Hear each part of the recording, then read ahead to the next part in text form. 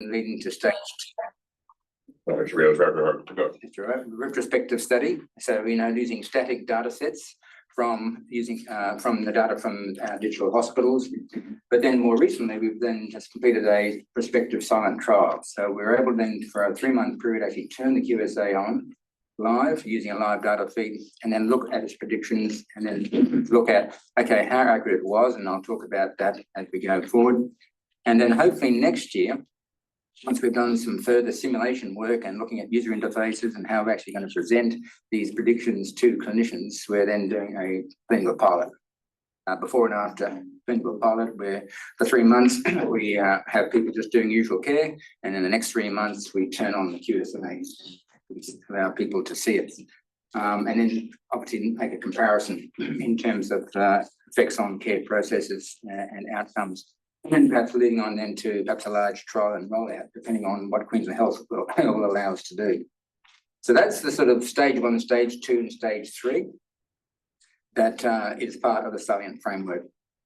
So the aim of the QSA, and this is something that really I thought what we found is really important, and that is the timing. So you can have a very accurate model, a great IRAC, great RUPRC, but if it doesn't actually give you a prediction before clinicians already suspect sepsis and already have done things to treat sepsis, then it's kind of useless.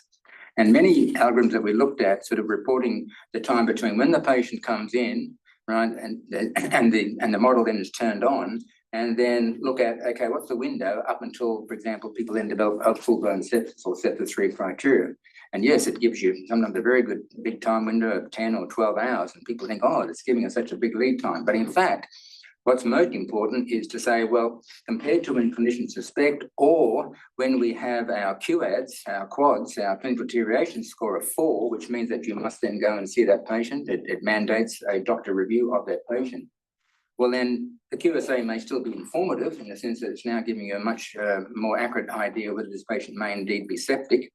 Obviously, before then, it's even better because the QSA alert is alerting us to the fact that this patient may be evolving sepsis even before the early warning tool, the quads, is to give it a score of 4. But after that, it's useless, pretty well useless. So the questions for us then, okay, well, what's the probability of decision threshold that we should set to fire an alert? What's the sensitivity that we should have set to that? What's the positive predictive value? Because clearly we want to minimize the false alerts. We don't want people rushing around and starting antibiotics on people willy-nilly. And then what's most importantly, what's the alert time window that should be set so that we have a clinically meaningful lead time between when the QSA fires and before clinicians themselves already start suspecting sepsis and acting accordingly. So we're going to do a bit of a tag team. I'm going to hand over to Anton now to talk us through some of the data science aspects. Thanks, Dan.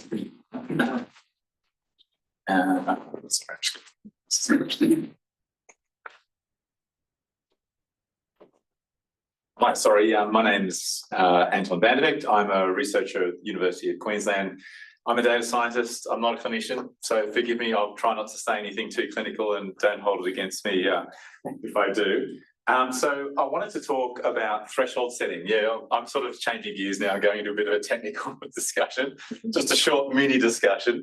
So this paper we've just recently had published at JAMIA, and it's trying to rethink about how you evaluate clinical AI. And by clinical AI, I'm really talking about predictive systems, surveillance systems that are looking through the EMR, and they're trying to detect problems with patients. In this case, it's sepsis, but it could be deterioration, it could be AKI, it could be all sorts of things. So if you'll bear with me, I've got about 10 slides, and then we'll switch back and change gear again and go back to what's happening with sepsis and the QSA. I think most people here would understand the concept of surveillance AI. The graph in front of you just really makes it explicit that these AI tools, they're running, they turn on, and they generate outputs. Now, in our case, we generated hourly outputs, but often they'll generate an output every time the variable changes. So in this particular example, what you're looking at is these hours after admission. It goes for 30 hours. And you can see the dots is where it makes a particular prediction. And I've drawn an alert threshold, which is what we're trying to talk about, because that's what we want to know. Where do we set that threshold? And in this case, If the threshold was set at 0.4, then you'd say, okay, well, the first alert would occur at the 7th hour, and then it would continue to alert through and stop at the 14th hour, and then restart again, et cetera, et cetera. So that's all pretty straightforward. And please forgive me, because sometimes I have to present this to clinicians as well as data scientists, and the data scientists fall asleep with this diagram, and the clinicians sort of want to make sure they understand it. So, okay, so let's look at the conventional method of selecting a threshold and I'm talking about a typical machine learning algorithm, whether you're using XGBoost or LGBM or whatever, they all work fairly similarly. That's what you're looking at there on the left-hand side is a precision recall graph. And you use those because you want to look at every threshold and then what would be the precision or the positive predictive value that goes up on the y-axis. So that's just saying, if I issue 3 alerts, how many of them are correct? If I've got a 30% PPV, then 1 in 3 of those alerts is correct, and the other 2 are going to be false positives.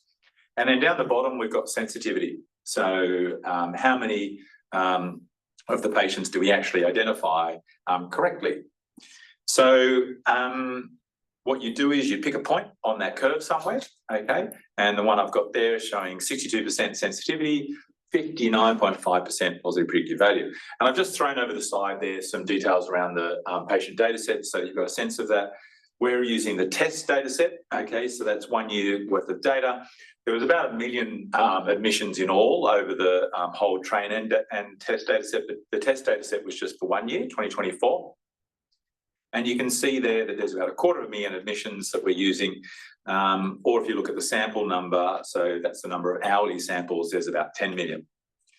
So there's 2 problems that we've noticed, and really this all came about when we're trying to work with clinicians as data scientists to go, okay, what should we set the threshold at? And we started at this point here, and they all looked at it and went, okay, well, that's great. This looks pretty good. We just pick a point on the graph and off we go. But as I mentioned, there's a couple of problems. So the first one is that what you're looking at that precision recall graph, okay, is a sample level precision recall graph. So the sensitivity and the positive predictive value are not the sensitivity and positive predictive values that clinicians would normally think of, okay? Because when they think of sensitivity, they think of, okay, this, out of 10 patients, we're identifying 7 of them. And for positive predictive value, they'd say, I've got 10 patients and it's alerting for 10 patients. Okay, and 3 of them are correct. So that means a 30% PPV. But that's not what that graph's showing, okay, because that graph is operating at an alert level. It's not operating at a patient level or a patient admission level, okay? So if we think about it on the right-hand side, then we look back at our test data set, I pointed out that the samples, there's about 10.5 million. And if you look at the prevalence of sepsis, okay, just below that on the right-hand bottom corner there, you'll see that the prevalence there is 27%, okay? Whereas on an admission level, if you go up a bit higher, the admission level prevalence is only 9.5%, okay? So clinicians would understand the 9.5%, but what's this about the 27%? That's crazy. But because we're talking in terms of samples, of course, septic people, they get sick and they stay in hospital a lot longer, okay? So there's lots more samples of those people. And so you get this bloating of the number of samples. So there's a number of reasons why that particular, using just that graph alone is a problem.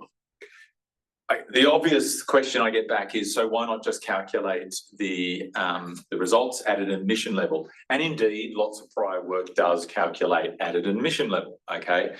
So there's a problem with that though too, and that is that in order to calculate at a admission level, you've got to pick one of the samples, right? You've got to say, which sample am I going to select for that admission? Because that's what I'm aggregating all of our results over. Now, lots of prior work chose to pick the maximum score. But there's a problem with that because the maximum score in this case, what is it there, 0.7 or so, okay, is the maximum score for that admission. But for another admission, it might be 0.3, and another admission might be 0.8, okay? And so the problem with that is that that's no longer correct. You can't pick a threshold that varies by patient, okay? You've got to pick one threshold that's going to work for everyone. And if you pick the threshold at, say, 0.4, then you can see here that that would occur in the 4th hour, okay? Whereas if I pick a threshold at 0.7, which is right at the top there, that's much more closer to the 10th or 12th hour. Sorry, my glasses aren't good enough there, so that's probably all the same. So you can't do that, it's invalid. And if you calculate your OROC on that basis, it's incorrect, okay? It's absolutely incorrect. Okay, so we go to the next thing. Well, how do we correctly convert to an admission level? Because that's what we actually need to do, because what clinicians need to know is, okay, when I decide on a threshold, I want to know the actual sensitivity, right? How many of these patients does it really identify? And I want to know the actual PPV, not some sample level business, all right? And what we can do is we can generate that. So we start off with our sample level precision recall graph at the top. And then for every single threshold, you can choose 0.01, for example, or something like that. You drop it down and you work out, okay, if we set the threshold at 0.01, what do I get then as a sensitivity across all of my admissions? What then do I get as a positive predictive value for all of our admissions? And you can do that. So you have to do it for every single threshold. It's a bit laborious, but luckily that's what we've got computers for. They can work that out fairly easily and you get a very different graph, okay? And let's have a look. When we compare the two, we had 62% sensitivity and a 59% PPV at a sample level, but suddenly when we're looking at it at an admission level, the actual results are 96% sensitivity, okay, and only 22% positive predictive value. So it changes quite considerably, and depending on the curve, it will change quite considerably. So if you implemented it on the basis of your original one, okay, up the top, you would not get those results, okay, when you implemented it. You wouldn't be getting 62% sensitivity according to any of the clinicians, okay? You'd be getting 96%. They'd be patting you on the back and going, fantastic, that's awesome. But unfortunately, with the positive predictive value at 60%, okay, is what you thought you were going to get. Now it's actually down at 22%, which means that basically out of every 5 patients, okay, that it's alerting for, 4 of them are incorrect. But I think they'd be very happy with you about that. It's not very good. So that brings us to the second problem. All right, in the second problem, we've got an issue whereby, and Ian's already alluded to this, is that those metrics give no indication whatsoever of timing, okay? And this is a fundamental flaw of using area under the receiver operating curve. I don't really know why it's the case, although I suspect, and other people might know the answer to this, but I suspect a lot of the original work done with OROC was done on single time based results. So you'd use the logistic regression, okay, and you want to know what's the risk of the patient having to be treated having to go through a particular operation, and therefore I'm going to do a one-off assessment of the risk. Okay, and then you get a single OROC for that, and that would work perfectly well. There'd be nothing the matter with that. But that's not what's happening with surveillance systems. Surveillance systems are giving you readouts every hour or every half hour or whatever that is. So unfortunately, OROC doesn't take that into account. So what if we do look at what we do take into account? We take into account effectiveness, that's the sensitivity, how many people we find. We take into account efficiency, okay, because that's how many, if I send out 5 alerts, 3 of them are right and 2 of them are wrong. So it's telling me how much invalid work the clinician might be doing. But utility, neither area under the precision recall curve or OROC tell you that. There's no timing basis. So we need to incorporate that and into our graphs.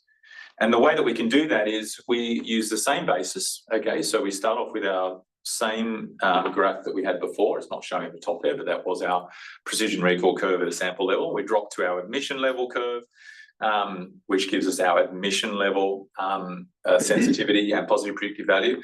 And then we drop down again now to 2 more graphs.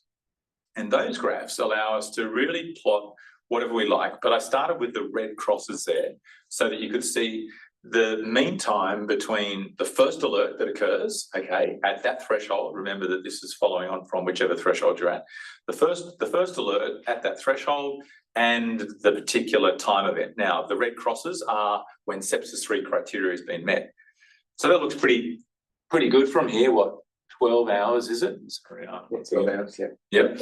So, and that's what a lot of prior work shows as well. They said 12 hours prior to sepsis 3, and that looks fantastic. But then you'll see this huge gap, and we've added in the events that were clinically important within our hospitals.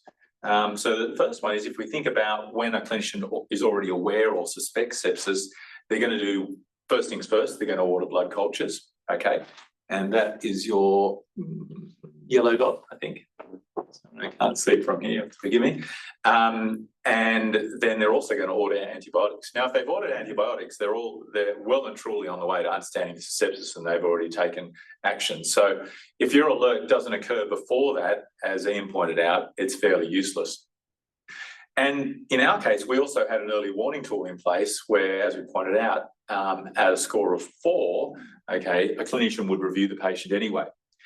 And what we found was that in the original graph, we were getting 0 as the median time between that and a clinician review. I think I've got that one right here. So in that particular instance, there was no benefit, okay, in the median case. So for at least half of the alerts, they were occurring at about the same time that a clinician was reviewing the patient anyway, and probably only an hour at best before they were ordering antibiotics. So in other words, the clinician probably suspected sepsis. So we found this approach really helpful because we could sit down with clinicians now and they could decide what they want. The very bottom graph just gives you a percentage, so how many alerts are occurring before that point in time, okay? And that's because some things like QADS, which is like news, if you like, it's that early warning tool, it only picked up 70% of the cases for sepsis anyway. So the algorithm could do a better job than that. So the clinicians looked at this and they went, okay, we could, if we continue to get higher sensitivity, that's great, but look at our PPV keeps dropping. And what's also really important is that our positive predictive value might be dropping, but we are getting more lead time. So there's a really harsh trade-off between PPV and lead time. And that's the hardest one. The sensitivity is actually pretty good, okay, either way. But trying to work out whether or not you want to trade off false positives, okay, excess work, or how early the alert is very difficult. And it also may even lead to the point where the clinicians go, you know what, it ain't worth putting in. Okay, it's a whole lot of work for 1 hour. So, and that's why you do it. And I'd actually recommend, we ended up doing it for our prospective evaluation, but I'd recommend doing it at the retrospective stage, which you absolutely can do. And you can sit down with clinicians and do it then. I think that's it. Thanks very much. And back to you, Graham. Thanks. Great. Got a couple of questions online. One's an info question. Are polypharmacy features, like what's the input space? Do genetics play a role in sepsis? Just tell us more about what are the inputs into the predictions? Yeah. Okay. It's just genetics. if only it could be genetics. It's very basic but vanilla. So you're looking at lab results, vital signs, very typical EMR features. So yeah, nothing exciting like clinical notes even, or genetics, etc. It's also based on availability. Maybe genetics does play a role, but people don't usually get routine genetic testing. Yes, that's exactly right. Yeah. And then Gil Bejarano, do you want to ask? He's going to ask a question like, which you did a good discussion on what's the unit of observation. Gil, you want to go ahead? He's going to sit. So can you guys hear me? Yes, go ahead. Yeah, I think it was more of a comment. I think I was surprised when I definitely agreed with you that you shouldn't be counting alerts. I was just surprised that you then switched to admissions, because I thought you'd be going after episodes, but I guess it's always just a single episode per admission or something like that, right? Because in theory, a patient can throw, I don't know, 3 sepsis cases per admission or something, but maybe not. Okay, how would that happen? What if the patient has a long hospitalization and they actually had sepsis 3 different times over the course of a month? Yeah, it's good. So we did. You're correct. So normally we operate on episodes of care, so continuous piece of care. And in the retrospective study, I'm pretty sure that's how we did our evaluations, on episodes. And you could have multiple episodes within the same admission. And you're right. I think for this discussion, no, I used admissions just for simplicity's sake, so that people could understand the basis of the calculations between the 1 and the 2. But it could be episodes, would work exactly the same. Great. There's Great, some, thank you. And just one other comment. Yeah, well, later. Go ahead. great. We have some miscellaneous questions, but why don't you guys keep going? We'll Okay, no worries. Thank you. Thanks for the questions. Okay, so this is showing you the result of the listening level, QSA, retrospective data, static based on 2024 data, and then our 3-month prospective silent mode evaluation when the QSA was running live. And often what people report is that once you turn a model on and goes live, the performance often drops. Okay, but we were sort of somewhat surprised and gladly surprised that it really didn't seem to make a lot of difference. And if anything, things perhaps improved a little, even though the prevalence, by the way, was somewhat lower at 5%. But remember, this was only 3 months, so there will be some seasonal variation in the prevalence. But the ORIC and the AUPRC at the sample level, as Anton just mentioned, that didn't drop. Okay, often it does. Sensitivity didn't change. Specificity, if anything, went up a little bit. The PPB, yes, also dropped a little, but down to 23%. So again, we didn't see a big clinically meaningful change in that. The median alert to microcultures did drop a bit to 0.6 of an hour, so there wasn't as much lead time in this 3-month prospective trial. The median hours alert to the antibiotic initiation stood about 2.6 hours, so didn't change, it went down a little. Median hours alert to any clinical action basically was the same, 1 hour, and the median hours alert to the quads of 4 actually went up a bit, 1.7 hours. And the median hours from the alert and sepsis 3 criteria, as you know, it was 11 to 10.6 hours. But of course, that's really not what we're interested in, because by that stage, people have developed sepsis. On the right-hand side is a feature importance graph, just indicating what were the features that really had the most predictive value. And I just highlight the fact that often, I guess as we as trained internists, we often think that, well, temperature and neutrophil count, those sorts of things are always important in sepsis. But in fact, as you can see, they really weren't the most important features. In fact, it was more sort of other things like creatinine, platelet count, albumin level, and respiratory rate. So that was of interest, and we're sort of looking further into that as to what the explanations might be. We also did something that also was a bit unique, we thought, in the sense that we thought, let's look at the samples of QSA, which was false positive and false negative, based on the predictions that it made versus the sepsis label, sepsis 3 criteria. Unfortunately, we only had resources and 150 cases. That's 75 false positives, 75 false negatives. Doesn't sound like a big sample, but what we wanted to do is that we actually got 2 clinicians who were blind to what the QSA said. We just gave them the entire medical record. So 2 clinicians independently looked at that record and then decided, did this patient, were they evolving sepsis? Okay. And then what we then did is, once they'd committed themselves as to whether they thought the patient was developing sepsis or not, then we unblinded them to the QSA prediction, so they could then see what the actual prediction was from the QSA, and then ask them, okay, well, have you changed your mind on this basis, or are you still sticking to your original, decision? And if that was disagreement for the QSA, we'll give you reasons why you disagree with the QSA. And there were 21, and then looking at the clinician reviewers, of those 150 cases, there were only 21 cases of disagreement, which was surprising. I thought the clinicians would probably have a high level of disagreement amongst themselves, but anyway, I'm sitting about 14%, and they resolved that by consensus. So we ended up with the false positive, the 75, that the clinicians and the QSA agreed that the alert was in fact justified, though, in 21% of cases. So they weren't really false positives. They were patients who were developing, or it looked like they were developing sepsis. Yes, the other 79%, no, it wasn't justified. So they were true false positives.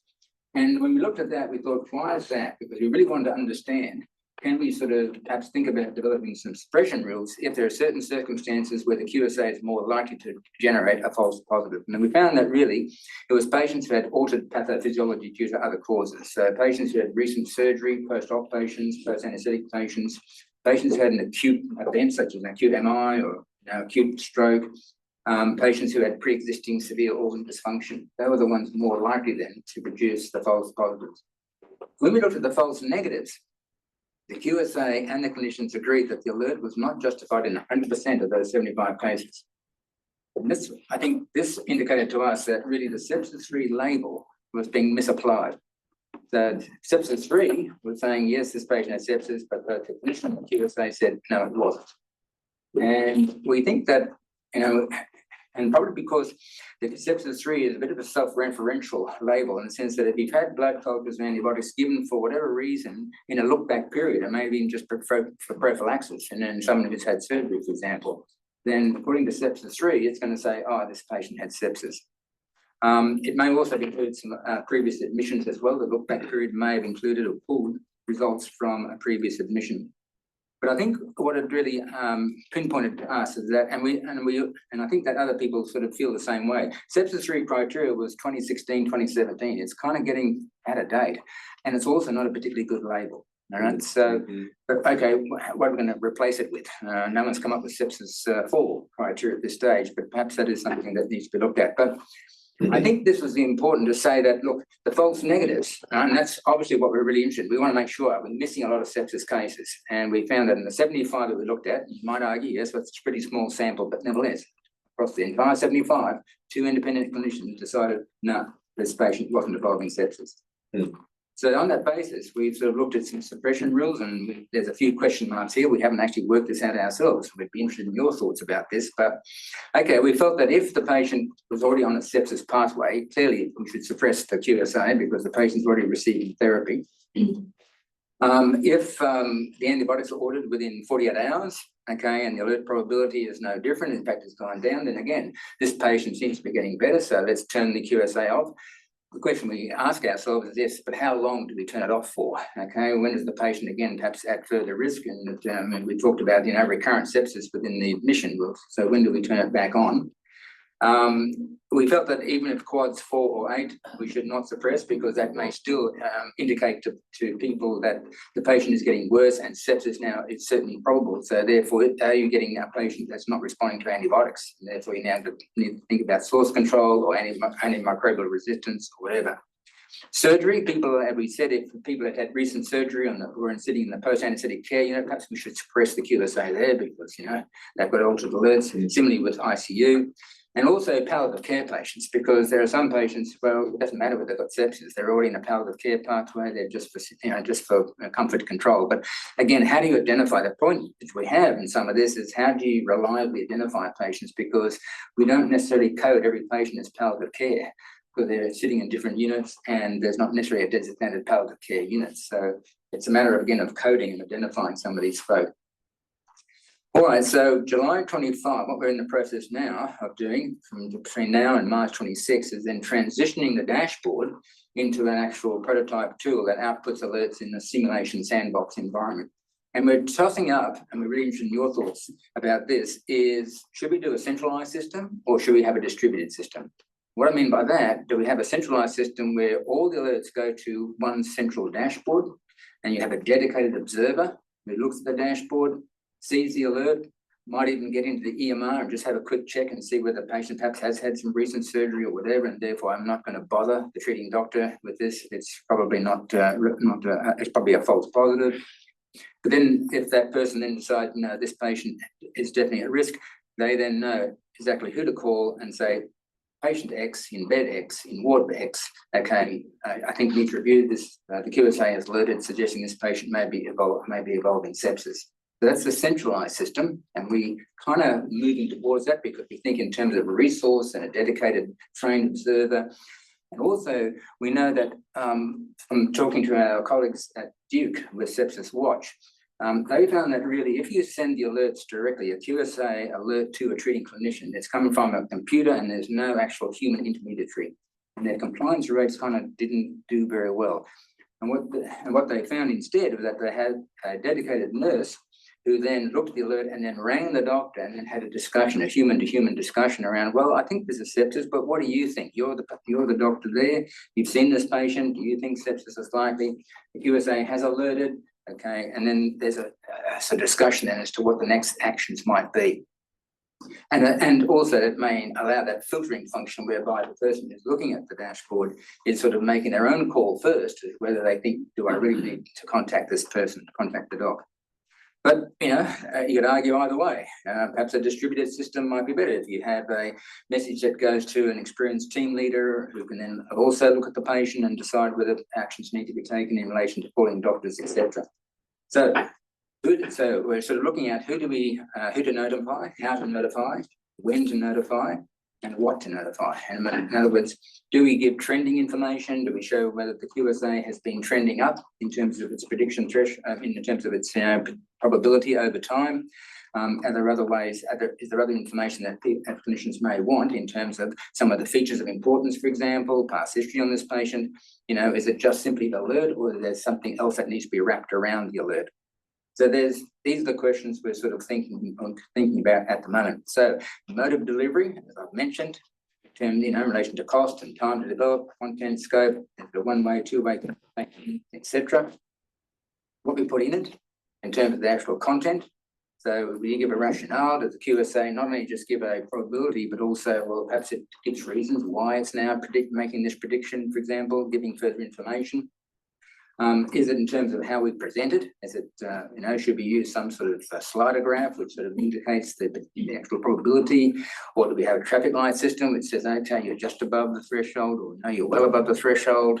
Okay, how do people visualize this? And we've done a recent systematic review looking at how AI predictions are actually based on EMRs are actually presented to clinicians. And what we found was, well, there's no consensus, there's no universal standard. It all depends on what people want to do locally. And what they've found is what most helpful for their clinician audience. And then finally, the timing. And we found that, in fact, when the QSA, we looked at, okay, well, when, what times of the day do we get most of the alerts coming through? And as you can see, we sort of certainly have these peaks, often in the evening hours between 4 and 6 o'clock. And there was then a bit of a dull, a bit of a nadir, and then we spiked again, at AM in the morning. And probably because that relates to fresh input of new information, often, may coincide with change of shift with nursing staff. So a lot more, a new set of vital signs gets inserted into the EMR. Or more importantly, we think that you're also then getting lab results coming back. Right? So, labs are often done, probably about early in the morning, about 6, 7 a.m. So the results are starting to come through about 8 or 9. And similarly, if we have then blood tests, again, it's sort of 2 or 3 or 4 o'clock in the afternoon, they're coming through then about between 4 and 6 p.m. So maybe then that's why the QSA obviously then has more information to deal with, and then can make a more accurate prediction, and then produces these alerts more frequently during those hours. So we just thought just recently, when we're looking at how we might do a centralized, we thought, well, perhaps if we have 2 nurses who do a shift looking at the dashboard from, say, 6 a.m. to 2 p.m. and 2 p.m. to 10 p.m., but 10 p.m. to 6 a.m., perhaps we won't employ that person. Because it always comes down to cost, how much we're going to pay people to do this 24/7. So that was helpful in the sense that, well, if we're going to have to sacrifice someone looking at the dashboard, perhaps that period of time is the one to do. Okay, and then the pilot trial, we hope will kick off from April next year.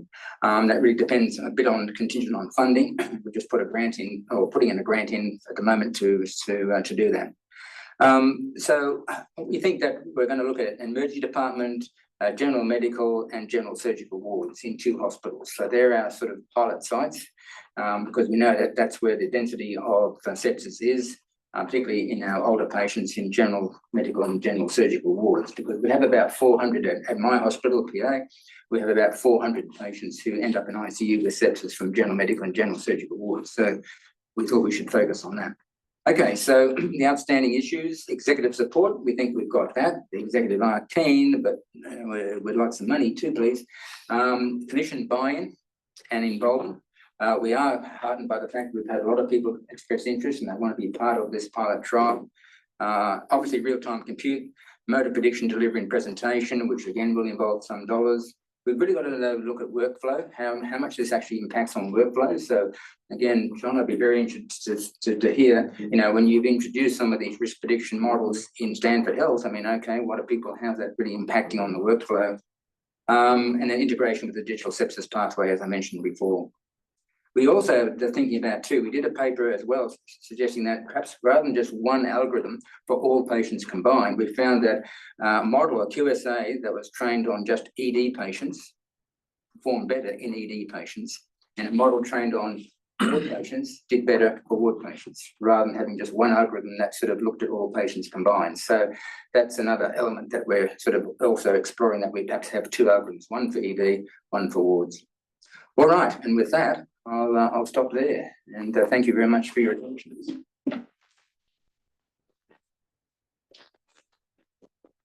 People in the room want to start, we have a few questions online. Some of them, they have some theme, like a little bit rephrase ones, like, how do you personalize those thresholds? Talk about that. Should every clinician have their own personal threshold?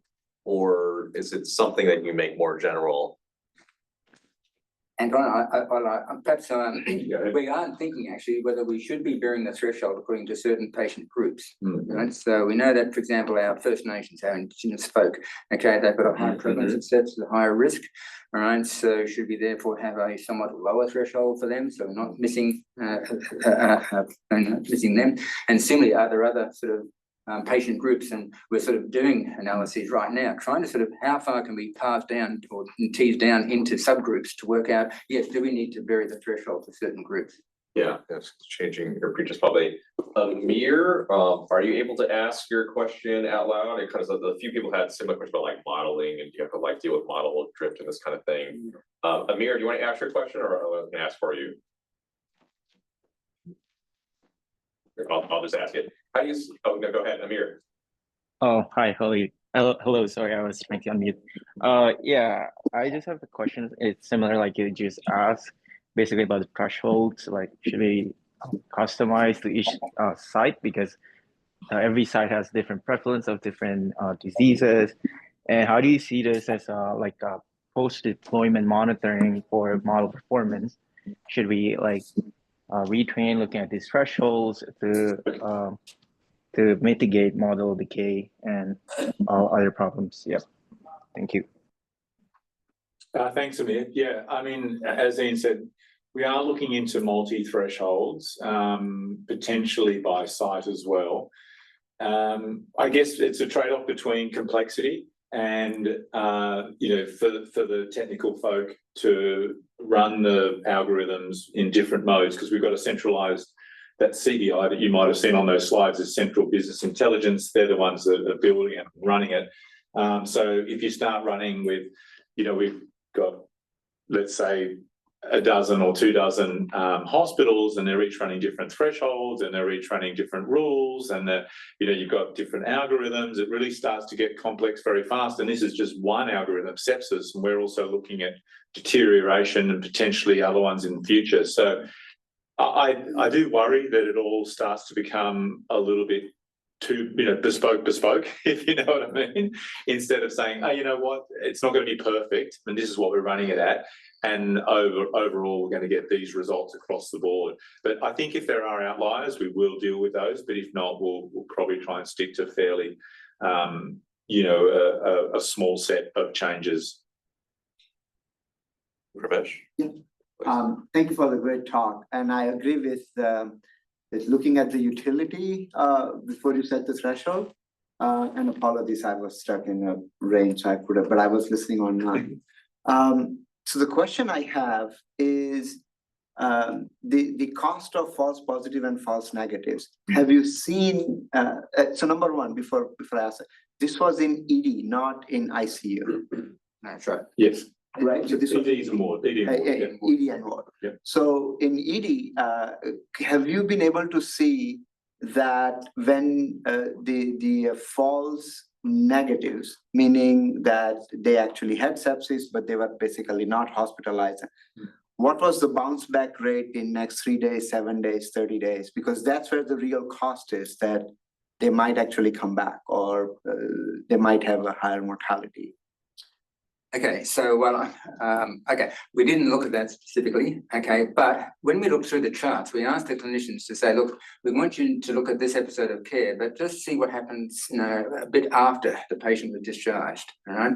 And I'm sure that we would have probably, if patients were bouncing back because they had evolving sepsis, right, but then sent home, I would think if you're evolving sepsis, you're not going to evolve sepsis over 3 or 4 weeks. You're probably going to evolve. No, it's probably next 1 to 2 days. That's that right, you would exactly, basically. yeah. So maybe a bounce back in next 3 days. That's for right. example. Good point. Yeah. Well, we didn't see that, and I suspect our clinicians would have picked that up when they did the chart reviews. If patients were bouncing back, right, within a couple of days of discharge, they would have said, "Hey," because we looked at the whole record, and we can see on our EMR, we can see, oh, this patient has come back within 2 or 3 days. It'll be there on the menu, all right? So Did we formally look at readmissions? No, we didn't, but I'm pretty confident that if patients were coming back with sepsis because of false negatives, we would have seen it. Okay. And then the false positive cost. Hopefully there is nobody else asking questions. No, keep going. So on the false positive side, did you evaluate what was the cost of now doing additional testing? I'm assuming this sepsis is mostly bacterial and you're not looking at viral sepsis. True. So the increase in antibiotic rates, what was that the right increase or was that an appropriate increase / decrease? Just cost on both sides. Okay, we didn't do a costing analysis, and we didn't again formally look at and those that were true false positives. Okay, well, how long were they on the antibiotics? Okay, we felt that probably in well, I did some of the chart reviews, so let me just talk about the ones that I did, and that is I didn't see that antibiotics were used for any prolonged period of time. Okay, so it was mainly a question that a patient may have been initially thought to be, well, certainly had infected, but they weren't necessarily evolving sepsis. I think that's the difference, right? Yeah. So people can have a chest infection, a UTI, but they're not necessarily becoming septic. They've just got an infection. So we think that that probably has had some effect on the false positives. But then patients who, were they on prolonged therapy in patients who were not evolving sepsis, in the absence of underlying infection, the answer is no. My feeling was, looking at the charts, that people weren't being put on 4 or 5 days of IV antibiotics for no good reason.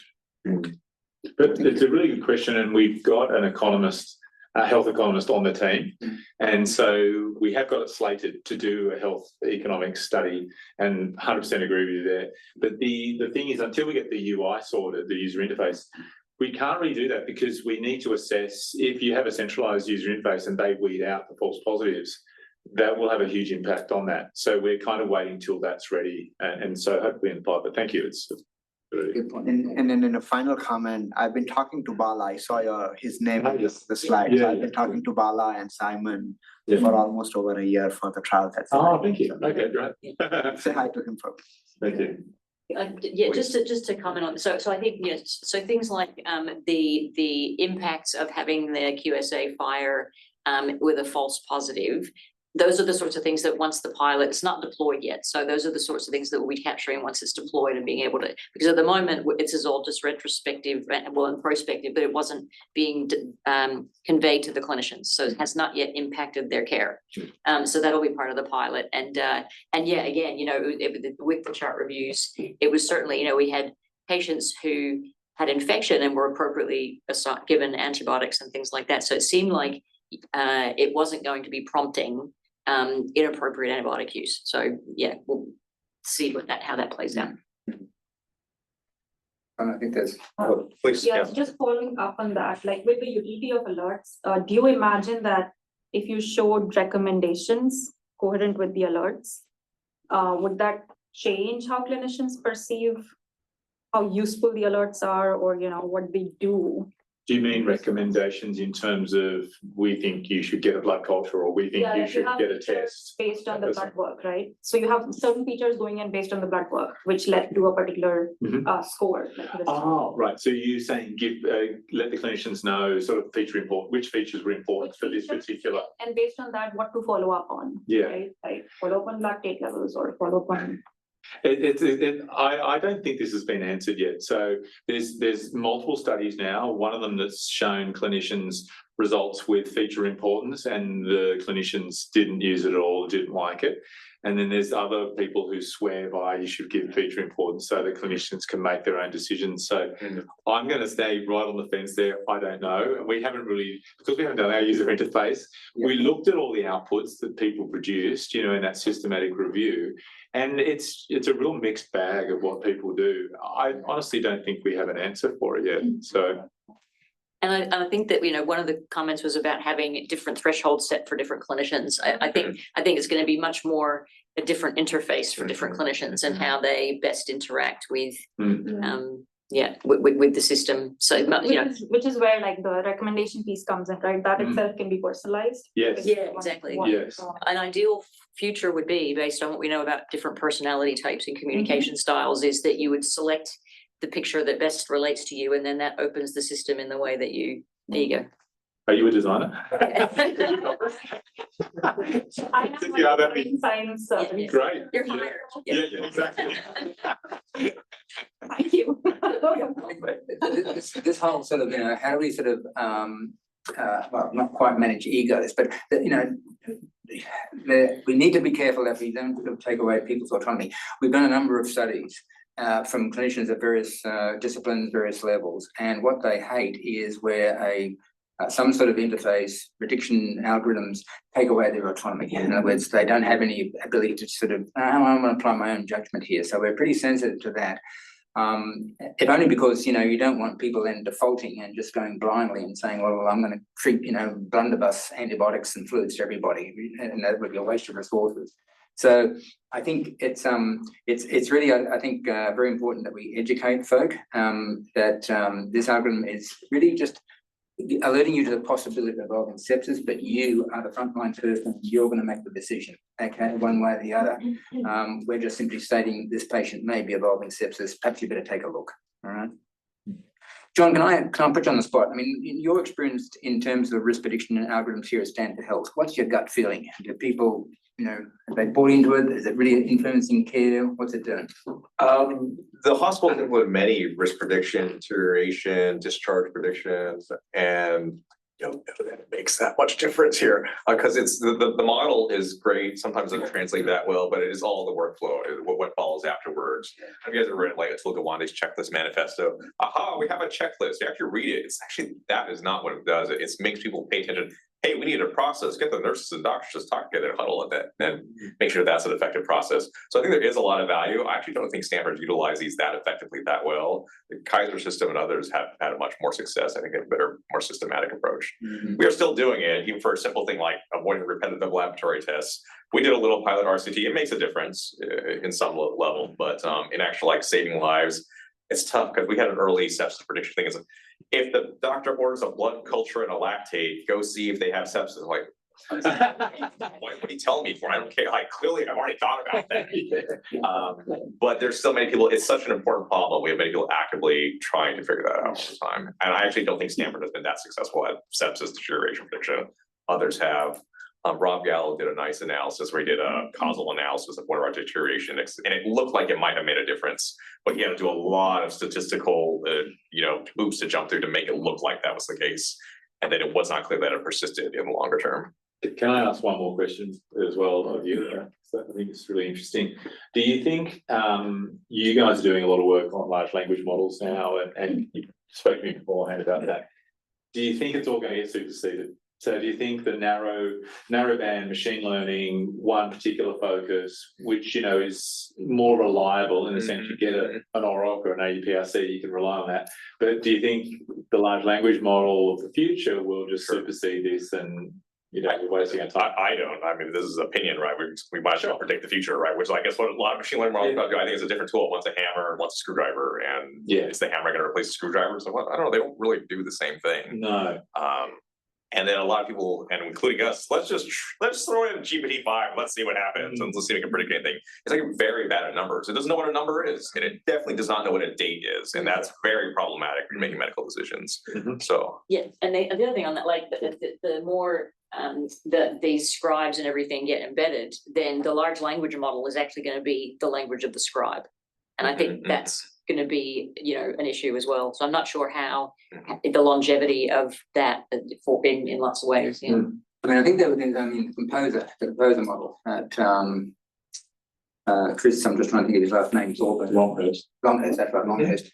I mean, they actually have not only structured objective EMR data, but they've actually included some natural language processing in their model as well. That seems to seems feasible. That's right. Yeah. So we were looking at that too, whether we could include some of the sort of triage, sort of provisional diagnoses, and that's written in by the triage nurses. And can we pull that, because that might also help us? But we didn't go down that path.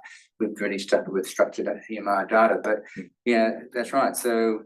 Okay, so that's an add-on that perhaps would be of some improvement. But having said that, the good news is, Anton, is that there was a review just recently looking at risk prediction machine learning versus LLMs, and the ML came out better. For the reason that I believe it. John says, it's better with numbers, yeah. Yeah. There's, I could imagine, well, does the patient have rigors? Do they have sweating? Like, there's no diagnosis code for that. There's no lab result. That's the thing you see, and maybe somebody writes in a note. Maybe we can use these language tools to kind of extract out those features, but still feed a quantitative algorithm to get numbers out. I think that's a very powerful combination and probably underutilized right now. I don't know if we even can try to squeeze in.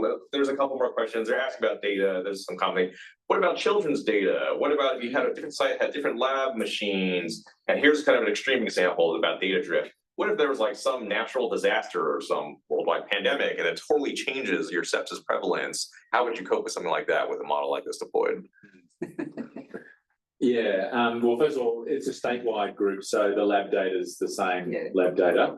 But there are anomalies still across different sites with data collection. Some collect with machines, Right. and stuff. Exactly. In terms of data drift, I think it is a serious problem, and I haven't moved to that phase yet, but I have got a PhD student who's working on it to work out, can we detect it, how quickly to detect it, and then retraining cycles and things like that. But I think there's been a lot of work on that already. Absolutely. But I mean, and that also brings in the larger question, John, too, that, I mean, all the risk prediction models are going to change practice and they're going to be data drift. So the question for me is, okay, how do we monitor these tools and decide, okay, it's now drifting to a point where we need to retrain or recalibrate. And people there's a recent article, I think in NJR, that really said, look, we're not looking well enough at, okay, what's our monitoring process for making sure that these, algorithms aren't going off and people just aren't recognizing that. And so, I mean, that's a bit of an unknown question as well. I mean, okay, well, you can give general guidance, but still every prediction rule is probably different. Complex adherence. Please. Yeah, the better we do with these, we're gonna lose our outcome metrics. So, it's straight. That should be, celebrated, not. Celebrate. Good job. You don't have this outcome anymore. As an intensivist, if we do well, I'm doing myself out of Yes, excellent. Start on planned ICU and, cardiac arrest and everything like that. And already our numbers with our early warning systems across Australia are very low. And so, it's a matter of having that platform always there, and it's just constantly monitoring itself and retraining when needed. Well, this is a fantastic discussion, and hopefully not the last one. I'm sure there'll be a lot more to follow up. We are past the hour.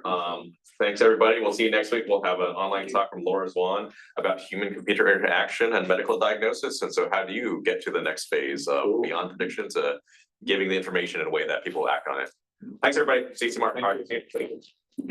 Thank you for coming all the way across the front. Yeah, we're going